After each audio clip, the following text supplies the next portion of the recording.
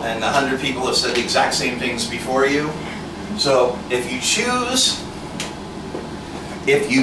to take it personal, that's on you.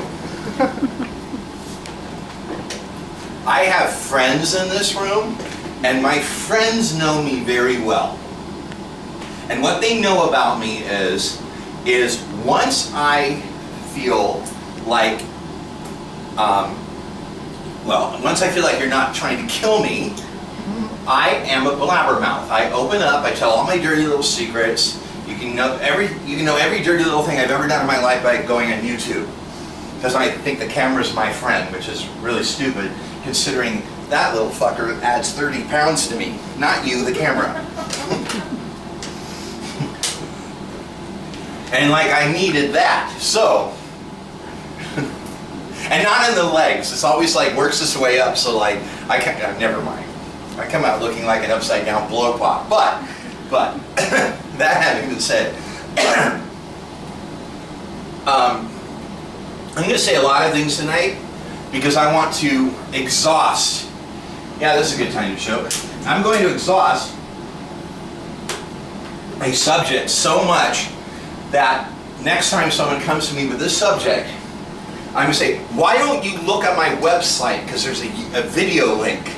There's a video link on this subject. You're like, oh, it's really nothing. No. No, I'm just saying, trust me, it's nothing. If it were something, I wouldn't have walked over to you. People I didn't walk up to should be scared. Exactly. But seriously, so, and by the way, I don't go and edit my videos if I say something wrong or stupid. This is what I'm totally editing. This is what I'm going to go back and go over with a fine-tooth comb, and any stupid thing I say, I'm going to take out. And if I don't get it all out tonight, which might be 4 hours from tonight, so I hope those chairs are more comfortable than they look. But if I don't get it all out tonight, rest assured, there'll be part 2, part 3, part 4, and all the sequels. All right? Kind of like the Godfather movies. But that having been said, I really am going to try to be as concise as humanly possible on this. But we all know that whenever I've said anything like that, we become a Pentecostal church. All right. I'm just going to read quickly and not stop out of 1 Corinthians chapter 9. Am I not an apostle? This is Paul talking. Am I not free? Have I not seen Jesus Christ our Lord? Are you not my work in the Lord? If I am not an apostle to others, yet doubtless I am to you. For you are the seal of my apostleship in the Lord. So he's setting it up saying, have I not saved your sorry asses? That's what he's saying. This is why I don't get to do my own version of the Bible. But that's what he's saying. Did I not do this work? Did I not come out there and start this church? Did I not come out and lead all of you to the Lord? Did I not come out and do all this and set you guys up? And the answer is that's what he did. That's what he did. My defense to those who examine me, I don't like being examined. That's a terrible word. Those who examine me is this: do we have no right to eat and drink? Do we have no right to take along a believing wife, as do the other apostles, the brothers of the Lord, etc.? Or is it only some of us who have no right to refrain from working? Whoever goes to war at his own expense, who plants a vineyard and does not eat of the fruit, or who tends a flock and does not drink of the milk of the flock? He's saying, just so we're clear here, do I, the apostle, have not the right to get married, to drink of whatever vineyard I help plant, eat of whatever farm I help graze? This is what he's saying. Do I not have these rights? And the answer is, of course. Who put this on Paul but Paul himself? Nobody put this on Paul. However, the impetus of him talking about this is he's being examined. Examined. Gosh. If I wrote this, I wouldn't have come up with as good of a word as examine. And you know I'm going to milk that. Because no one likes to be examined. Have you noticed that? Like if someone says, you got something on you, and they're looking at you, how weird that is. And of course, if someone just looks you up and down, that's a weird feeling. I don't get that much. People barely even notice me when I'm in a room. But Do I say these things as a mere man, or does not the law say the same also? Now he's going Old Testament on them. And he's saying, it says in the law, if someone works in the field, let him eat of the stuff that they're grazing. If someone works in your vineyard, let him have some wine. You know what I'm saying? This is part of the law. Okay? Nevertheless, we have not used this right, but endure all things, lest we hinder the gospel of Christ. Paul made a conscious choice to not allow anyone at certain churches to give him anything he did not pay for. You may have heard that Paul was a tent maker. Paul was an apostle. Paul was a Jewish religious leader that was electrocuted by Christ and forced to be an apostle because he saw too much to pretend like he didn't see it, who became the man who started the Christian church. But when he went to certain cultures, he did not allow anything he did to be something that someone could examine about him and then speak ill of him, and it would suffer consequences on the gospel itself. So in certain environments, Paul made tents to earn money so he could pay for lodging and food, instead of taking what we call now a love offering from the churches he was at. If you read this thing, he tells every single church, I'm sending this person to you, I'm sending that person to you, I'm sending that person to you. And every single time, he then says, make sure you gather up stuff for them to meet all their needs. Money and food. This is what he said. He himself chose not to, but everyone he sent, he told them they had to gather goods for them, to make sure they had no want while they were there, and something for the road.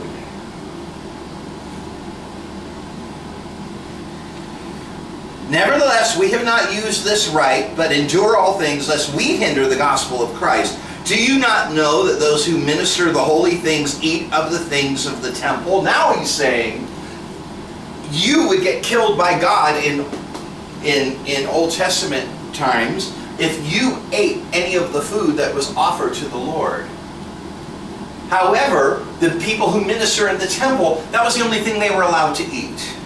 The only thing they were allowed to eat. So if people did not come into the temple and leave sacrifices, these guys went hungry. The Levites, this was their only allowable food. They were excluded from feasts even. Even so, the Lord has commanded that those who preach the gospel should live from the gospel. He has now compared the people who preach the gospel to the Levites, that their only source of sustenance came from what was brought into the temple. If nothing was brought into the temple, they had no sustenance. From what I read in the Old Testament, the Levites were probably very, very fat. God bless them. But let's be fair. Let's be fair. God killed people who did not sacrifice back then. If you go to a church and you don't tithe, God doesn't strike you dead nowadays. That's why he has me. No.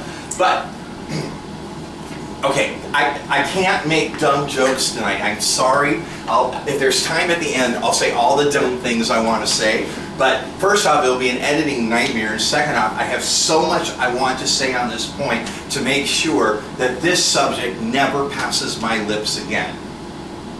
Because this is my last crucifixion point for me personally. I've run out of things. I've run out of things. There was the you can't sing, your songs suck, the are you gay or are you not gay thing. There was the you dress weird, you're promoting Satan thing. Then there was all the scandals that came along. If this is the best Satan can do. But every little thing I've suffered and fought out and tried to be as gracious as humanly possible. Graciousness has left the building. That I am convinced that this is the dumbest, most obnoxious possible scandal I can face in my ministry. And I want to say this. I pray for scandals because scandals get you media attention. Scandals don't hurt me. I'm scandalous. What are people going to put on me? Say, well, they're going to say I'm a devil worshiper. Well, watch 3 videos. If you're going to be bored. You're going to be bored. I'm a preacher. It's boring. If you're looking for smut, I mean, yeah, I dropped a couple of F-bombs. Woohoo! I mean, really, I'm really not much worse than an episode of Married with Children. So. But it seems that every once in a while there's a little bit of a scurry in my life about a point. And it's so interesting because I'm teaching through the book of Corinthians. He said, holding up this like it had power.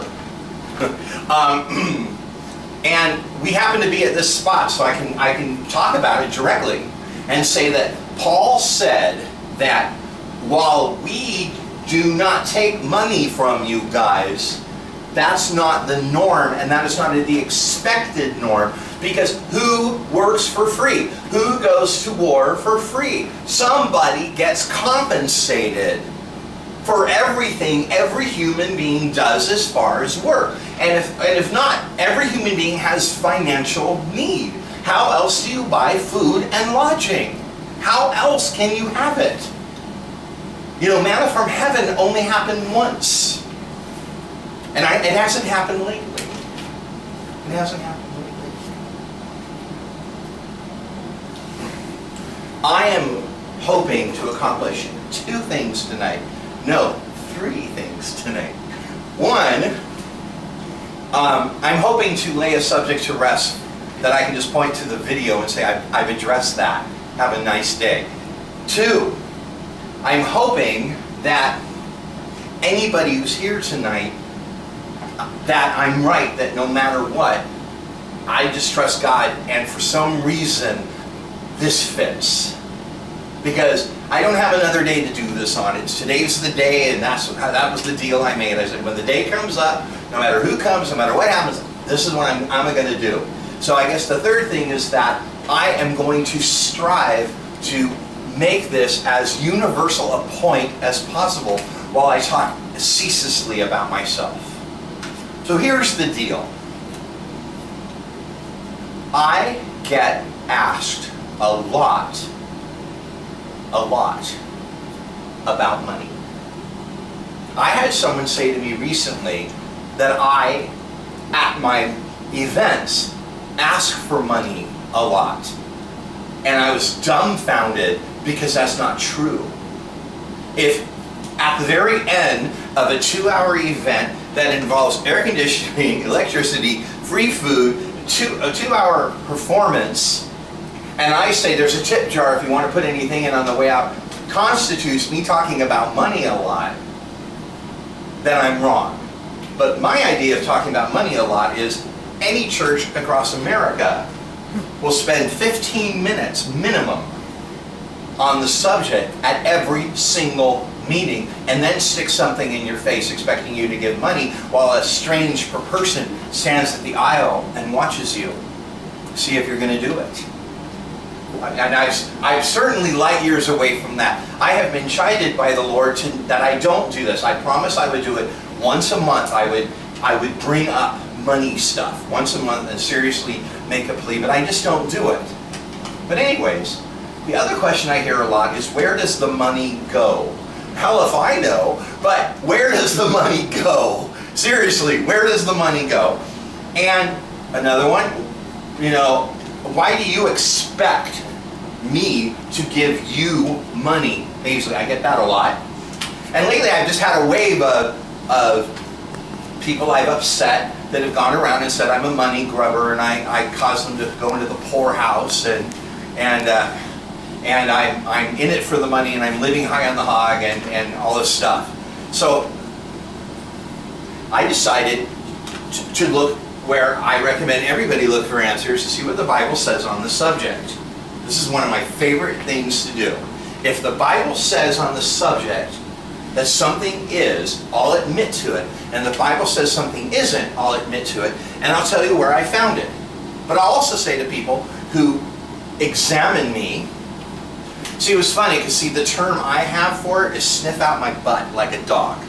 That's the term I have for it. See, that's the thing I was afraid. I'm going to say things like that tonight, and people in the room who politely had these conversations with me are going to think, wow, I really offended him. No, when you offend me, you'll know. And you probably won't offend me about anything you can imagine. It'll probably be about something so ridiculous and stupid that you'll go home and say, for someone who dishes it out, he's really kind of a wuss.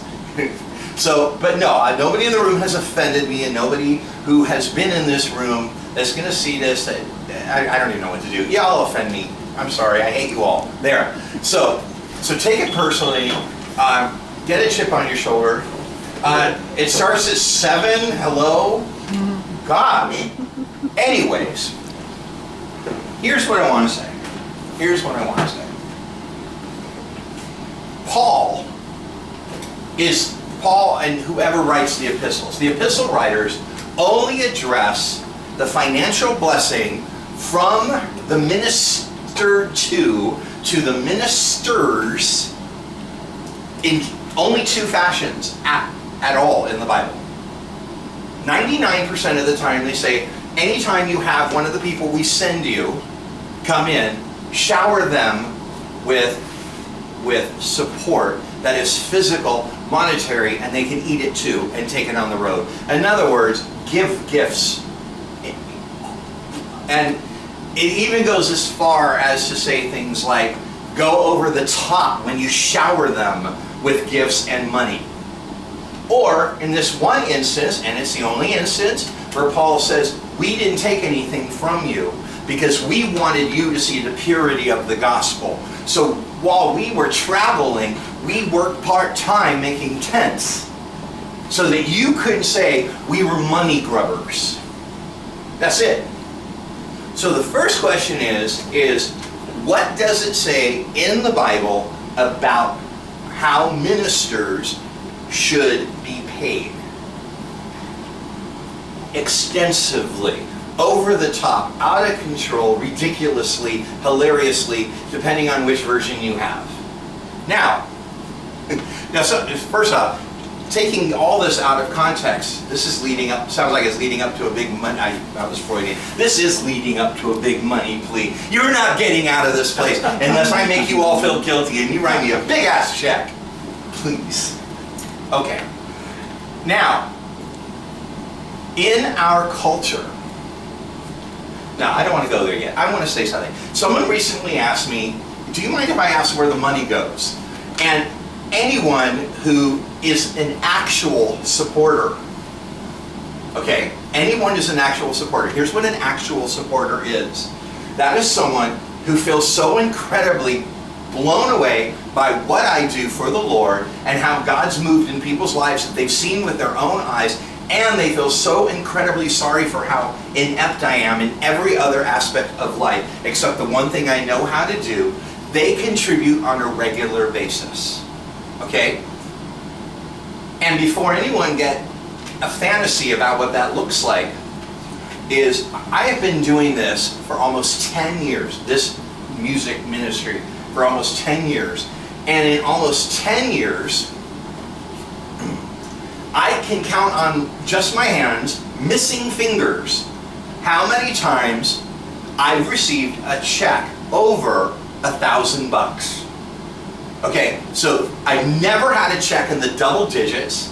I think, see, I've tried to find out recently what the biggest check I ever got for this ministry was, and I think it was $3,000. $3,000.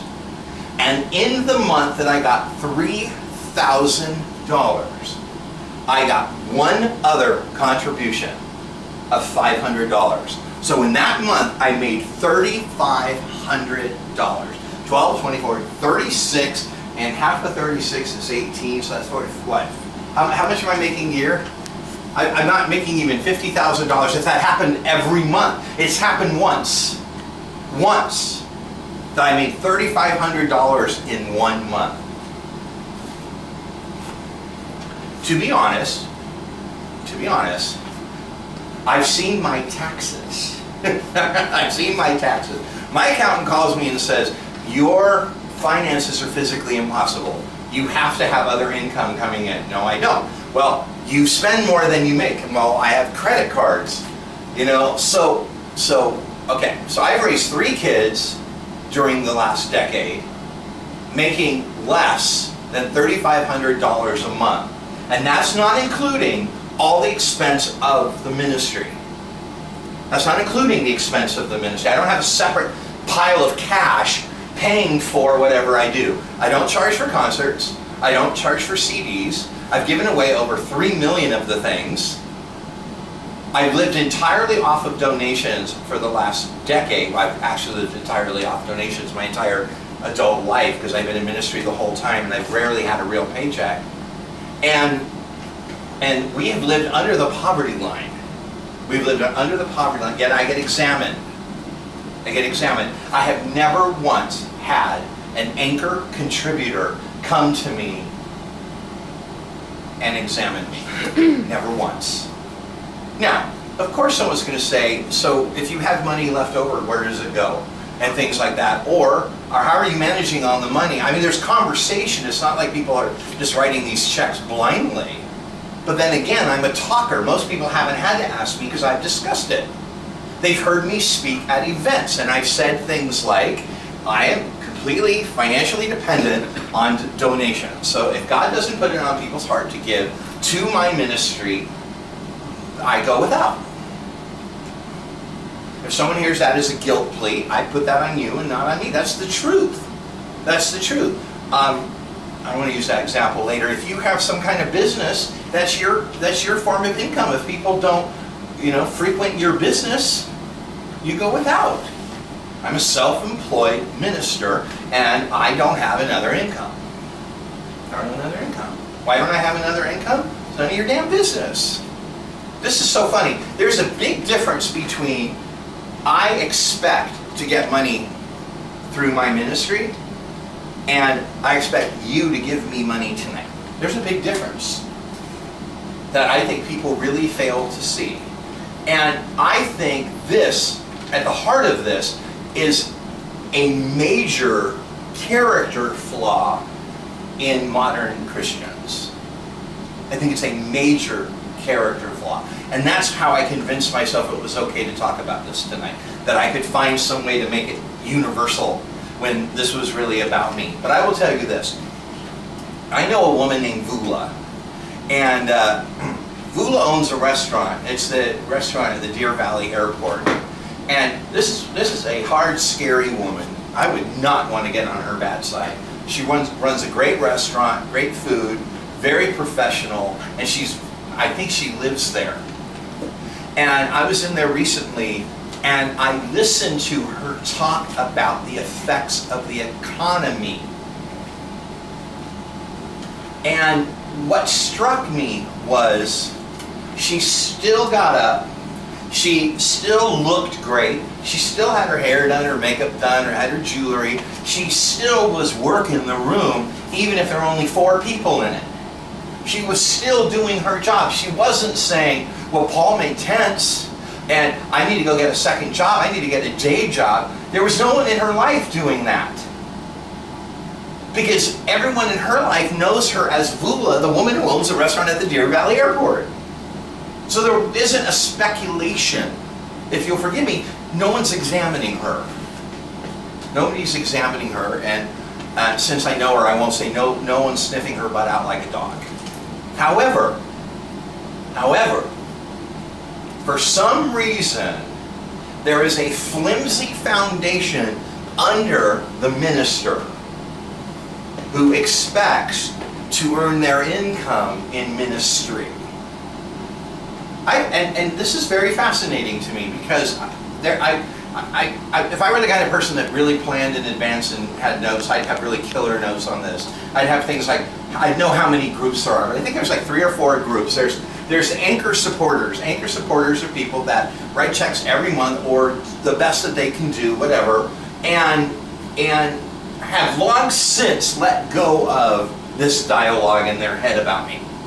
They've been around me long enough to know that I'm sincere, and so when I'm a jerk sometimes, I kind of go, oh, that's Paisley, but we move on. And then there's like people that are just churchy, and they're trained to always do something whenever they go somewhere, but then there's like a small group, kind of like the people that have destroyed the country, the Christians that everybody hates, that are the most vocal. And they're the ones that send me email after every single day of my life. I get an email from some people, the same people, that examine everything that I do. You said this, and I don't think you should have said that. And you said that, and why do you think you should get money from people? That's a terrible example. You know what? It's not a terrible example. It's called faith. It's called faith. And I'm not trained to do anything else. It's a little late in the game for me to not have this particular faith. And anyone who's tried to show me how to do stuff knows why no one has bothered to train me to do anything in this life. That's worked for me. It's worked for me. But, again, there's a big difference between I expect to get paid for what I do, and I expect you to write the check. There's a big difference. And there's a big difference in attitude, and there's a big difference in spirit behind that. You all work and you expect to get paid for it. And if you went to work and you didn't get paid, you would stop going.